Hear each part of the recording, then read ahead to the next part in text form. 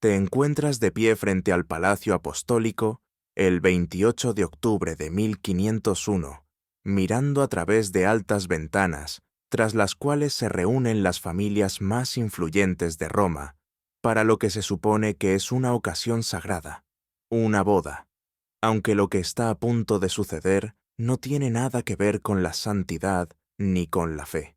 No tiene nada que ver con Dios. Imagina el momento con claridad. El año es 1500 después de Cristo, y el hombre más poderoso de toda la cristiandad no solo está presente en esa boda, está dirigiendo cuidadosamente un acontecimiento que perturbará la conciencia de la Iglesia Católica durante los próximos 5 siglos. Su nombre es el Papa Alejandro VI, nacido Rodrigo Borgia, y la novia es su propia hija, Lucrecia. El novio es Alfonso d'Este, heredero del duque de Ferrara, de 25 años, un comandante militar ampliamente conocido por su disciplina y su honor. No tiene ni idea de lo que su nuevo suegro ha planeado para esa noche.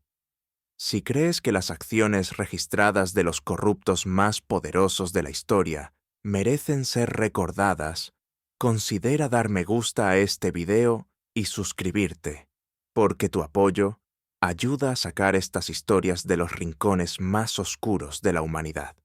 Esto es lo que importa sobre Lucrecia Borgia. Tiene 21 años, y este es su tercer matrimonio. Tercero, a su primer esposo, el matrimonio le fue anulado por decreto papal después de 2 años, cuando su padre decidió que la alianza política ya no era útil. Su segundo marido fue asesinado, estrangulado en su propia cama por su hermano César Borgia, actuando bajo las órdenes de su padre. Ahora vuelve a estar de pie con un vestido de novia, preparándose para casarse por razones políticas. Una pieza viva en el tablero de ajedrez del poder de su padre. Pero esta noche no es como las otras. Esta vez, Alejandro VI ha planeado algo que va mucho más allá de la diplomacia. Según Johannes Burchard, el maestro de ceremonias papal, cuyo diario privado registró la vida cotidiana dentro del Vaticano, lo que siguió a la ceremonia nupcial no fue en absoluto una celebración, sino algo más cercano a un ejercicio ritualizado de control y representación. El banquete de bodas comienza al atardecer, con la asistencia de 50 invitados procedentes de las familias más poderosas de Roma, cardenales, obispos y miembros de la nobleza, mientras Lucrecia se sienta en la mesa principal entre su nuevo esposo y su padre. Piensa en esa disposición. La novia colocada entre el Papa y su marido no es ninguna casualidad. El vino corre sin medida. Los platos fastuosos se suceden uno tras otro. Los músicos tocan y las risas llenan el salón mientras todos ríen los chistes del Papa, porque nadie se atreve a hacer otra cosa. Sin embargo, algo no encaja. Alfonso no deja de mirar de reojo a Lucrecia, que apenas prueba el vino. Su rostro permanece cuidadosamente controlado, casi inexpresivo, porque sabe lo que viene. Aquí es donde la historia se vuelve verdaderamente perturbadora.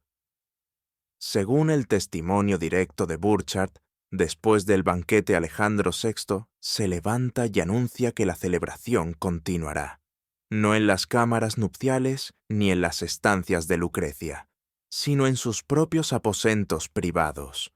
Invita personalmente a 50 de los hombres más prominentes de Roma a seguirlo.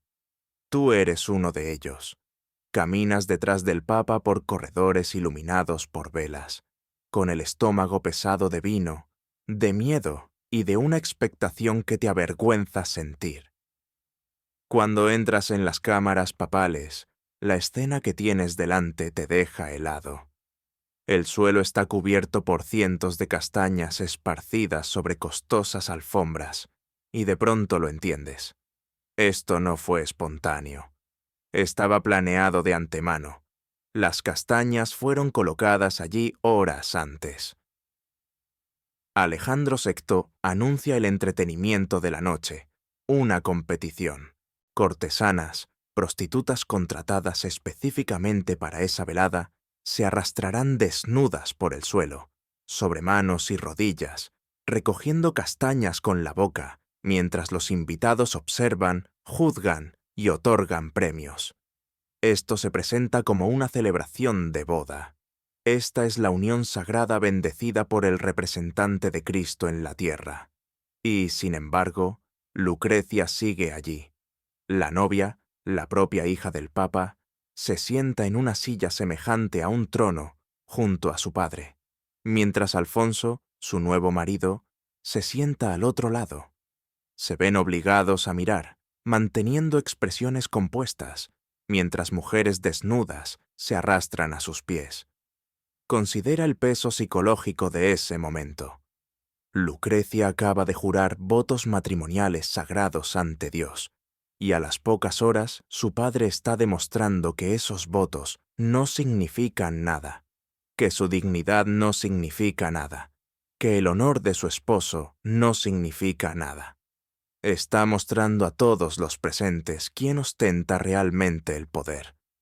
Permaneces paralizado mientras cardenales y obispos ríen a tu alrededor. Algunos incluso aplauden. Las cortesanas se desplazan por el suelo, con castañas cayendo de sus bocas, mientras en el centro de la sala Alejandro VI se sienta sonriendo en su trono papal, observando el rostro de su hija. Esto es solo el comienzo.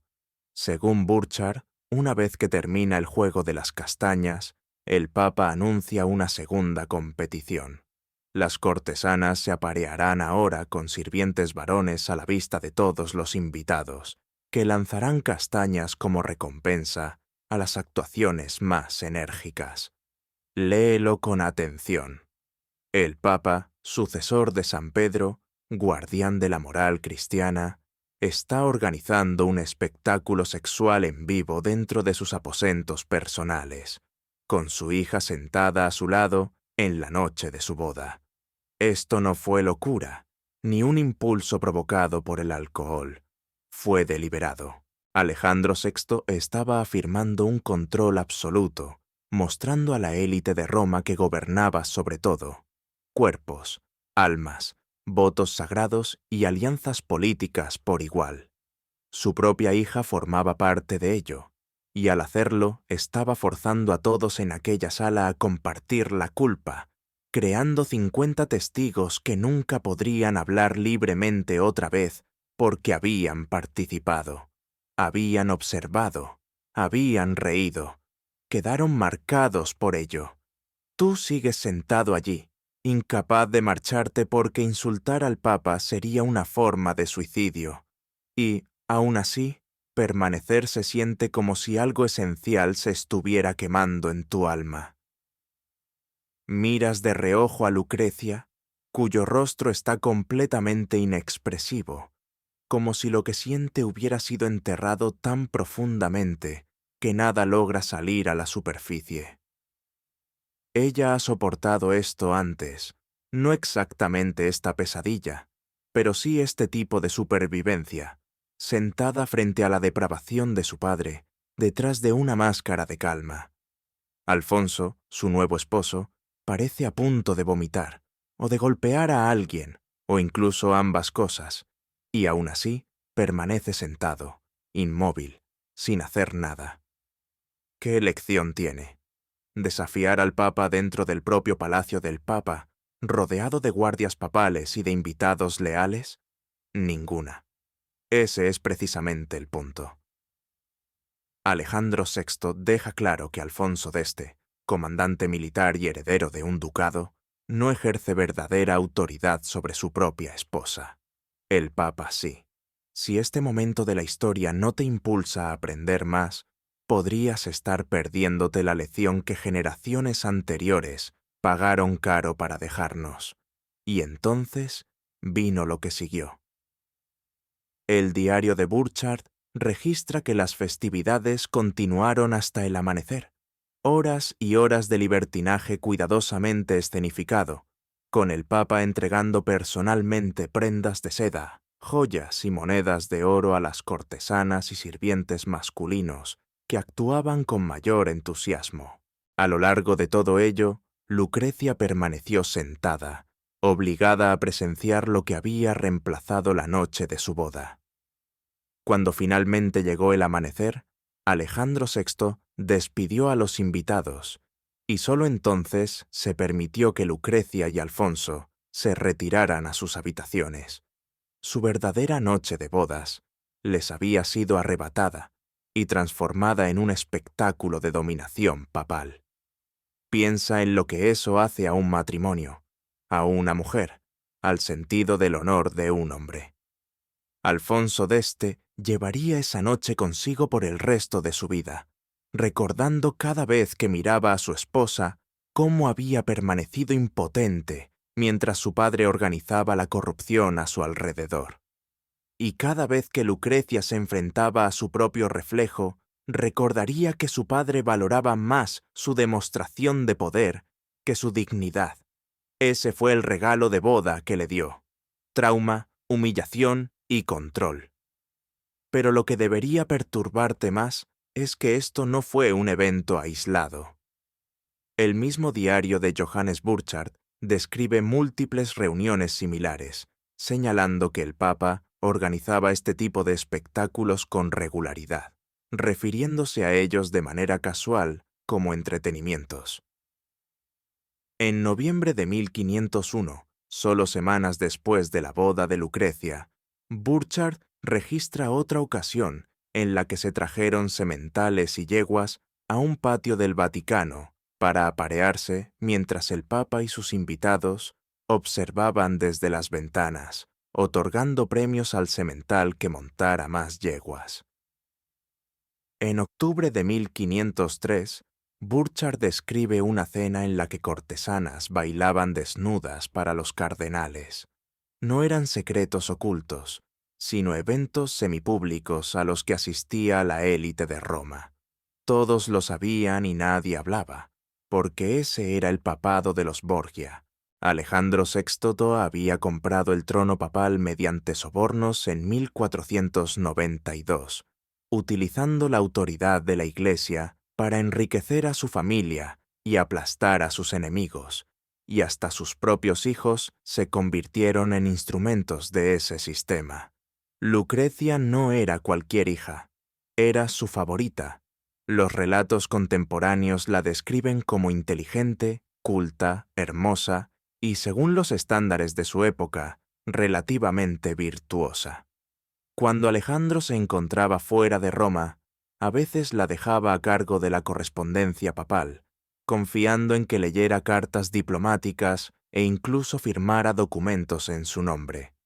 Respetaba su intelecto y valoraba su juicio político, y, sin embargo, la sometía a humillaciones públicas una y otra vez. Piensa en eso. Reconocía su humanidad lo suficiente como para confiar en su mente, pero la despojaba de humanidad lo suficiente como para usarla como un accesorio en sus demostraciones de poder. Eso no es una contradicción, es la psicología del abuso. Él sabía exactamente lo que estaba haciendo, y así debemos analizar lo que vino después de aquella noche de bodas. Lucrecia vivió con Alfonso d'Este durante 18 años y le dio 8 hijos. Según la mayoría de los testimonios, se convirtió en una esposa dedicada, una madre atenta y una importante mecenas de las artes. Aún así, quienes la conocieron notaron algo más: una distancia, un frío tras sus ojos que nunca desapareció por completo. El poeta Pietro Bembo, que la conoció bien y pudo haber sido su amante, escribió una vez que ella era como una estatua tallada en hielo, que parecía viva pero incapaz de sentir calor. En 1519, a los 39 años, Lucrecia murió a causa de complicaciones derivadas de su óptimo parto. Sus últimas palabras, registradas por su confesor, no fueron oraciones ni mensajes para sus hijos.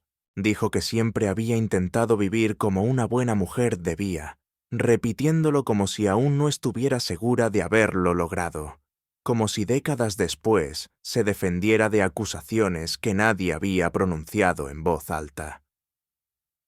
Eso es lo que me atormenta de esta historia. Tenemos las pruebas. El diario de Johannes Burchard todavía existe y ha permanecido en los archivos del Vaticano durante 5 siglos. Los historiadores lo han leído y saben lo que ocurrió, pero rara vez se enseña o se discute. Cuando la gente habla de los Borgia, se centra en envenenamientos, asesinatos e intrigas políticas.